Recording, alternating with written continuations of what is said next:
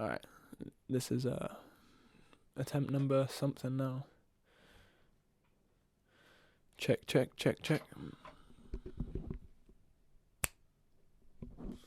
Hopefully that click was alright for syncing.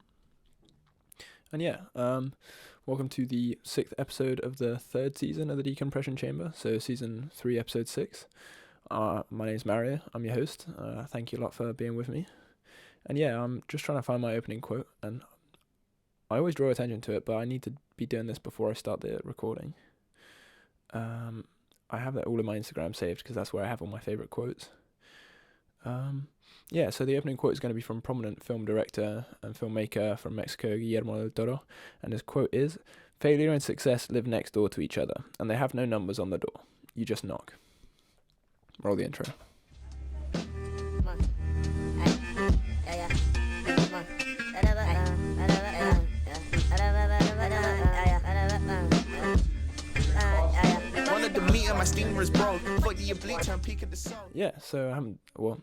I say that I haven't done one of these in a while. I've done probably, I'd say, 5 in the last couple of days, and I'll get into why I didn't release any of those. One of the main reasons being that I'm not very well practiced. I haven't done one of these in a hot fucking second, and it's not really... I'm not going to say it's not a good place to be, because I end up here like maybe 4 or 5 times a year, maybe even 10 times a year if I'm not keeping on top of my stuff. But truthfully, I need to be doing these more, and that's why I'm doing this one. But it's been a month. It's been nearly over a month, I reckon, since I last did this. The fact that I don't know shows how long it's been, and I guess I'll just get into how I've been doing and how I've been feeling.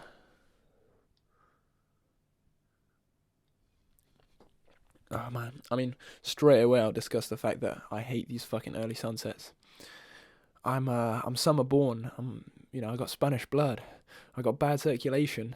I feel like I thrive in the sun, and now that the sun goes down early, it's getting colder and darker.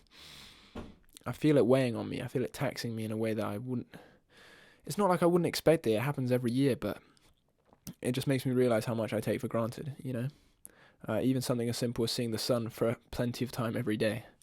I get so enthralled and so wrapped up in the joy of summer that I forget that it's not going to be there forever, And I think that's kind of emblematic of the way I go through life, I'm lucky enough to experience so much joy and so much positivity that sometimes I delude myself into thinking that I'm not going to be in a downslope, I'm not going to hit a low. But it's inevitable. It's part of life, My dad oftentimes says he wishes I go through crisis. And it's kind of a harsh thing to say, but I know what he means. It's always in our times of, vulnerability. It's always in our times of difficulty, when we face obstacles that we've never been able to face before. That's when we grow. That's when we change into the people that we're, destined to become. I'm not even sure whether I believe in destiny, but I'm using it in that sentence because it gets my point across, But so early sunsets have been weighing on me. That's a little bit difficult. I've been enjoying being at uni. It's work is difficult. I've got a dissertation to do. I'm planning a graduate project, and it's not easy. But every day I try to be grateful because it's so easy for me to get wrapped up in the stress. There's a lot of things I've got to do. There's going to be deadlines that I have to meet, and I guess oftentimes I get to this level of concern about, what if everything goes wrong? What if I'm doomed to fail? What if, I'm not the success that I kind of made myself out to be in my head? And the reality is, if I follow that to its logical conclusion, I'm not as far down as I thought, as I kind of let myself think. Even if all the worst things in my life go wrong, as it pertains to uni, I still feel like I will have progressed from the start of uni. I still will feel like I have more direction and more purpose than I did at the start of this learning experience. My skills are developed. I have more of an idea of what the next stage of life is going to be for me, even if that is incredibly uncertain. I have to lean out the way of the light. But that's another thing I guess I have touched on in previous iterations of this, and will continue to do so, is the idea of uncertainty.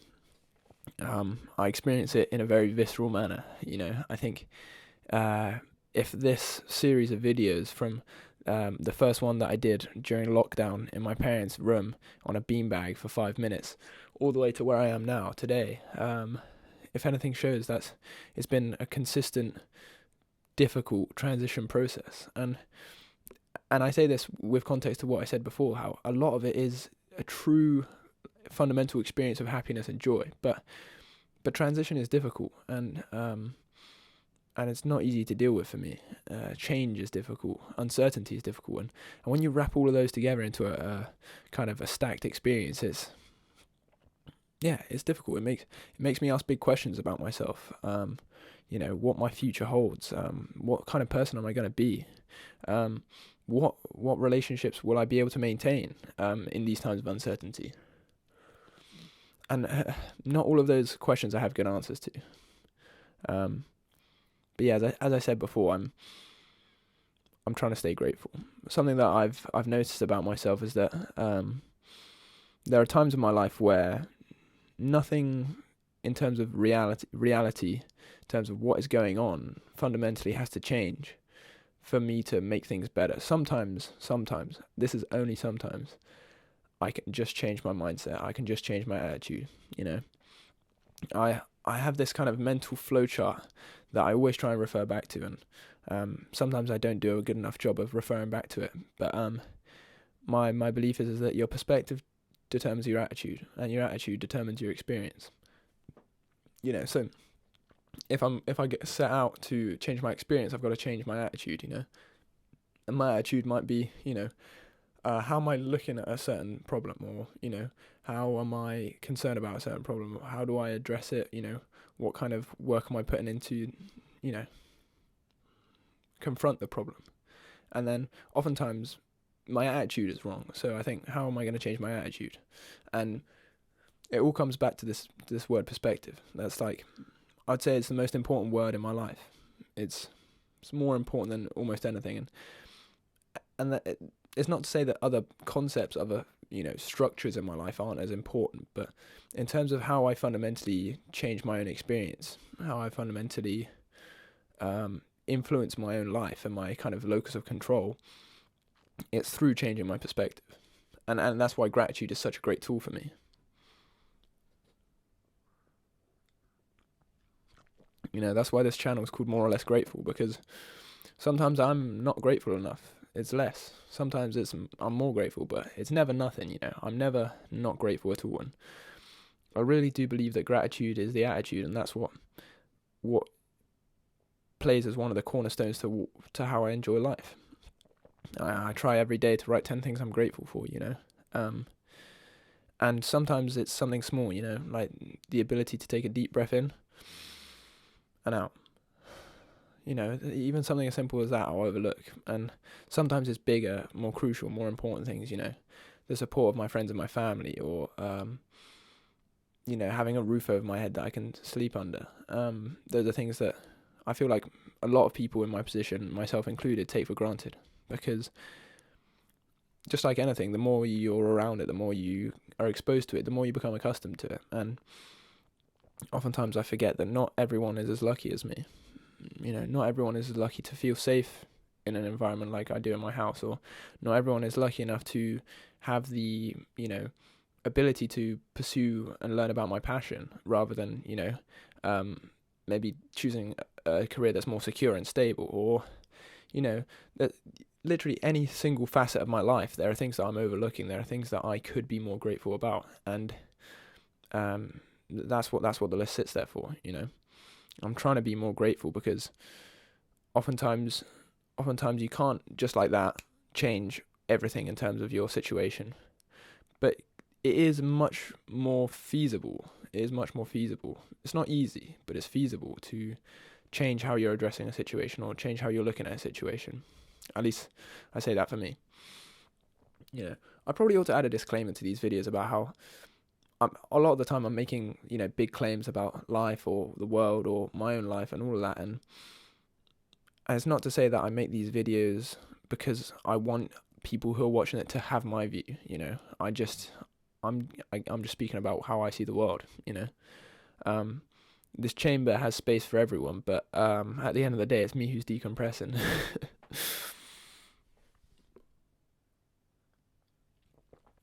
But yeah, and I think part of that uncertainty that I was talking about is well, I'm going to use an analogy here, and really it's going to be a bit protracted, but recently I've been kind of dealing with the difficulty of seeing my parents move into the next stage of life. Particularly my dad. He talks a lot about retirement, and my mum will probably retire in a similar time frame.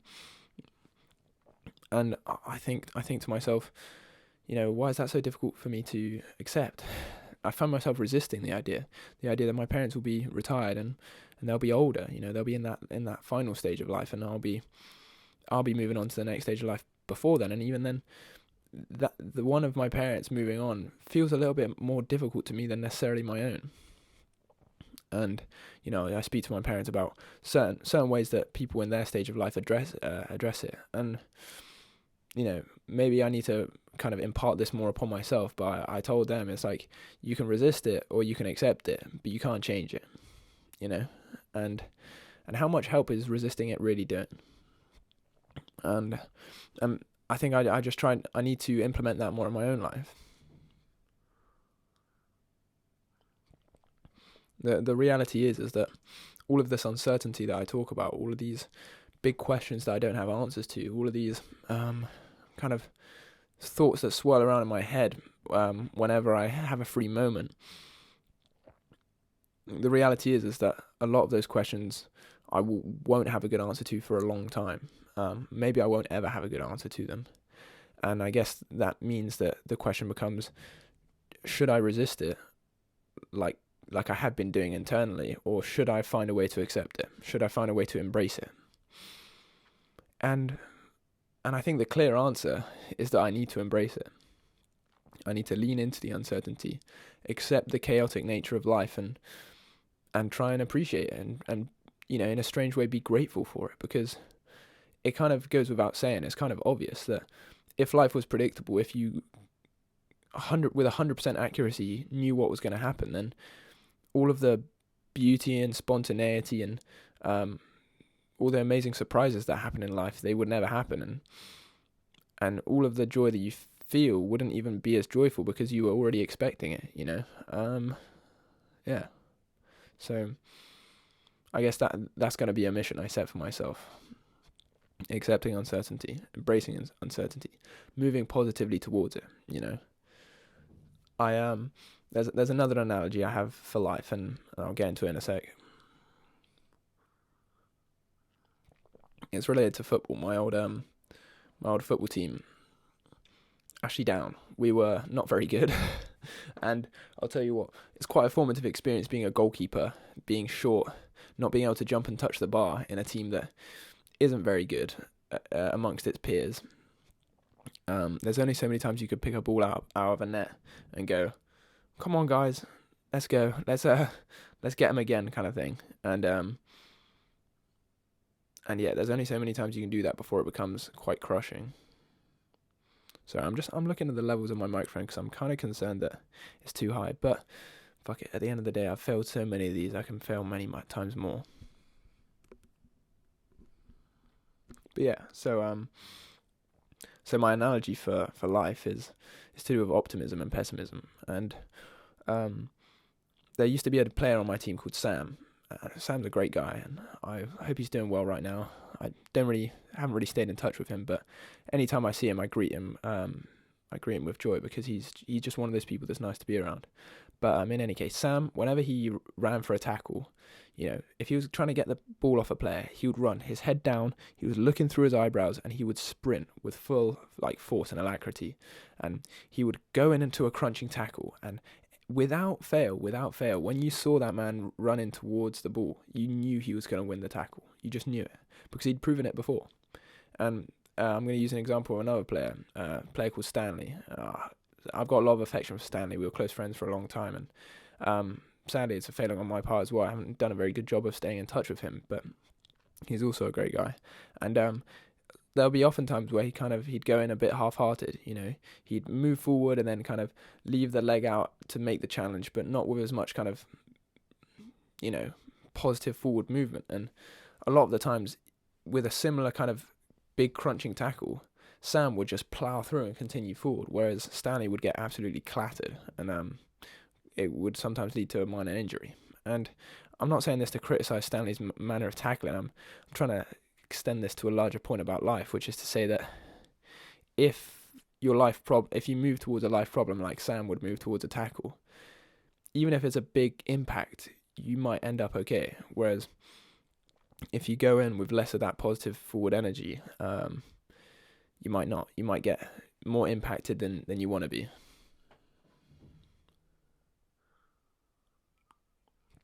And I recognize that innately I am a pessimist. Like, a lot of my thoughts are inherently expecting things to go poorly, anxious about what might go wrong, or complications that might make problems even more problematic to me, or what might make a few problems seem like even more problems, like a big kind of splintering tree diagram. But the reality is that in my own personal life, in my own personal experience, the times where I'm optimistic, the times where I'm consciously and actively trying to think positively, I do better. I feel better, And I guess sometimes it takes a little bit of perspective to step back and assess my own thoughts, assess my own thought process.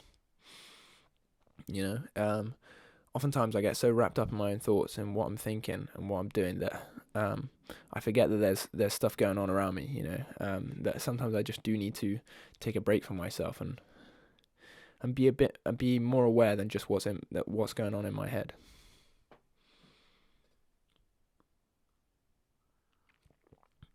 And so, part of something that I've been trying to implement recently is I've been trying to do breathing exercises. Kind of like I've been trying to meditate, but I don't really feel like I've been reaching that kind of zen, blank, empty headspace that meditation aims to reach. But I am conscious of the fact that a lot of people meditate for a long time and never achieve that. And that, to a certain extent, that's the point. But I have been seeking peace of mind through breathing exercises. And if that's called meditation, that's called meditation. But I'm trying to take my own approach to it, I guess. And sometimes when I'm lying in my room on the floor, my hands flat on the carpet, and I'm just taking these deep breaths. Sometimes I am just sorting through my own thoughts. Sometimes I'm engaging with them fully, and I'm just trying to let them play out and process them and see how that affects the way I feel, and then see how those feelings affect my actions and all of that stuff. And then sometimes I am just seeking to take a step back and move away. Sometimes I do want a little bit peace from myself. I know it's a silly thing, and I wonder whether other people have felt it before, but sometimes I do genuinely think it would be nice to not be me for a day. And it's not because I'm not a happy person. Like, I'm so glad to have the life that I do, but I guess sometimes you get used to the way you are for such a long time. You're like, man, I need a little bit of a break. Yeah. It's easy for that to sound like self-pitying or overly, you know what I'm trying to say. It's not that I don't enjoy my life and that I don't want to be me. It's that sometimes it's a little bit full on. It's a little bit difficult. And then again, just that thought process just there relates to what I was talking about earlier. That's just a way of me trying to cope with the uncertainty. That's just me trying to avoid the uncertainty that the modern day Mario faces. On the 8th of November 2022, he has these problems, and maybe the 9th of November 2022 he might have a completely set of different ones, or maybe they'll be the same problems but he addresses them differently. And I understand it's a bit weird to talk about yourself in the third person like I just have, but every day is an opportunity for us to be a new version of ourselves. Every day is an opportunity to reinvent. Every day is an opportunity to reform, and every day is an opportunity to be reborn. To kind of, and it may be an opportunity to redeem yourself. If there's anything maybe I shouldn't speak directly to the audience like I just did, but maybe it's a day for me to redeem myself in the way I feel like I need to. Not that I necessarily feel like I must achieve redemption, but every day is an opportunity, and that's normally what I write first on my gratitude list. Every day is an opportunity, and you don't get it back. So make the most of it, and I hope whatever you're doing, you make the most of yours. Thank you. Peace never know what's about to occur, my son getting rolled at a turn of your words. Run at the meat and my steamer is broke. For the oblique turn, peak of the soul. Peace never know what's about to occur, my son getting rolled at a turn of your words.